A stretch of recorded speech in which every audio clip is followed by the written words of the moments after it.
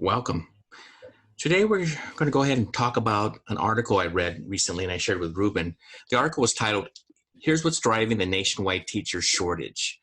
And Ruben, first off, welcome. And second, there's definitely an issue going on in this country, not just in our state of California, but throughout the nation regarding a shortage of teachers.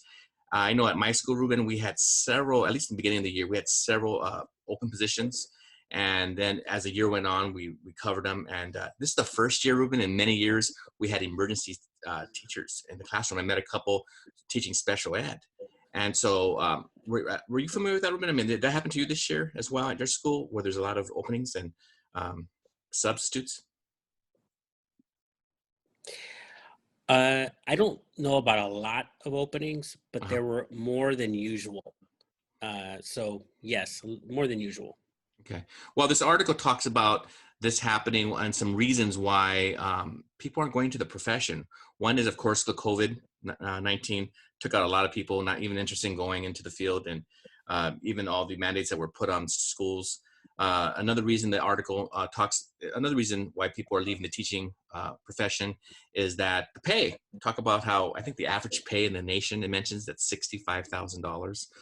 And so that's definitely a reason why people are not entering the profession. And then, of course, there's other fields, right, that are interest, and so few people are going to the STEM field. So, Ruben, are there others that I missed, or you want to comment any of that? And you agree? Well, I think the idea of the hard sciences as being a focal point, I know it already is, though. It already has been. If you look at the teacher boards, the employment boards, what are schools looking for? They already have been looking for science and English. Like you Sure. could see the writing on the wall for the past several years that if you don't, I mean, you can find jobs, but they really were looking for science, math, and special ed. Many And years if you ago. think about it, um, those hard sciences are important, and math is going to always be important. Hmm. You should do that. And then if you look at SPED, uh, SPED isn't a subject. Hmm. SPED is, if you think about it, That's SPED's an true. approach. Right. SPED is a way of reaching students. It's not, I mean, you have to know your subjects. You have to know various subjects. I know I have my special ed credential and I Hmm. had to pass the multi-subject CSET. But the point is that um, this is going to be useful going forward, a SPED credential, a science credential, a math. And I think it's also going to it's already impacted universities. You need to know STEM, right? I Yeah, mean, for sure. I think a lot of universities are going to downsize. They're going to Yeah. downsize some of their departments, liberal arts departments, probably English. And I think we're I mean, seeing I'm that not talking already. about Harvard. Yeah. Yeah.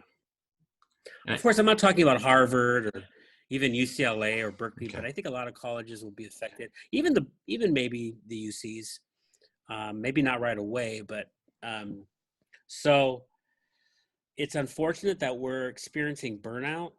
I think Yeah. that It's a big one. I'm close to that. I'm looking forward to the end of this school year in a couple of weeks. So, Yeah, and that's why I bring it up, this article, because we are ending the school year. There are colleagues that I work with who are saying, I'm not sure if I'm going to stay in the teaching profession. I think maybe one last question, Ruben, is what would keep people in education? What would keep them excited about their jobs? Because there's other jobs out there that pay more and that don't have as many mandates and requirements. What keeps people in the profession, teachers in the profession? well, I can't speak for others, but if you go into teaching for the money, um, I think you're going to be disappointed Sure. because I didn't go in for the money. Right. I didn't think I would ever get paid as a teacher.